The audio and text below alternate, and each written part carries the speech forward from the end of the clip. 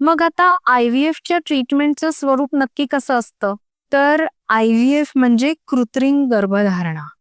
म्हणजेच आपण IUI मध्ये मी सांगितलं तसं, की स्त्रीबीज निर्मिती स्त्रीच्या शरीरात होत असते. आपण फक्त पुरुषांचे चांगल्या क्वालिटीचे शुक्राणू घेऊन ते युटरसमध्ये सोडतो आणि जितक्या नैसर्गिक पद्धतीने स्त्रीबीज आणि पुरुष बीज एकत्रित येऊ शकतील म्हणजे ते फॅलोपियन ट्यूब्समध्ये येऊन शक्य तेवढ्या नैसर्गिक पद्धतीने गर्भधारणा होते.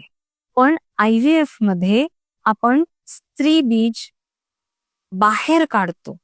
शिवाय पुरुष बीज पण म्हणजे शुक्राणू पण बाहेर येऊन त्यांना नेहमीप्रमाणे म्हणजे IUI मध्ये जसं आपण त्यांचं प्रोसेसिंग करतो त्याचप्रमाणे उत्तम क्वालिटीचे शुक्राणू हे वेगळे काढतो आणि त्यांचं फलन किंवा फर्टिलायझेशन हे शरीराच्या बाहेर म्हणजे लॅबमध्ये करत असतो आणि म्हणून IVF म्हणजे इन विट्रो फर्टिलायझेशन.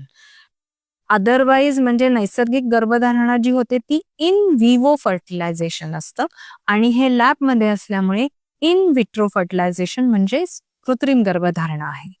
तर मग आता त्याच्यासाठी काय काय तयारी लागते?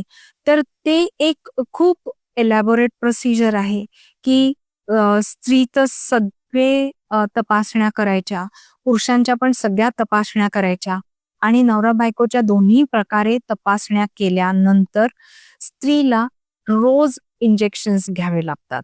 म्हणजे हा इंजेक्शन्सचा कालावधी आपण कुठला प्रोटोकॉल वापरतो आहे त्याच्यावर असतो. ते साधारणतः 10 दिवसांपर्यंत कमीत कमी 10 दिवस किंवा जास्तीत जास्त 20-21 दिवस सुद्धा लागू शकतात.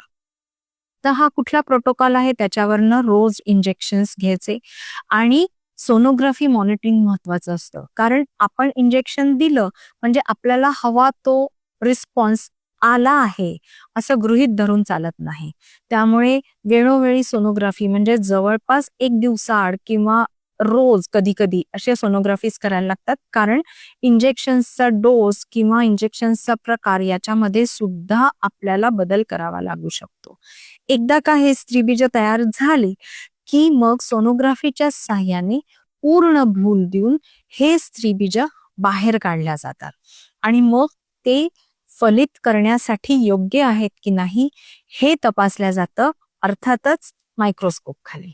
आणि ही लॅब जी असते IVF ची ती अतिशय स्टराईल कंडिशन्स असते. म्हणजे आम्हाला शरीरामध्ये जशा कंडिशन्स असतात त्याच सगळ्या कंडिशन्स इथे पाळायला लागतात. कारण आम्ही एका मानवी गर्भाची निर्मिती करत असतो.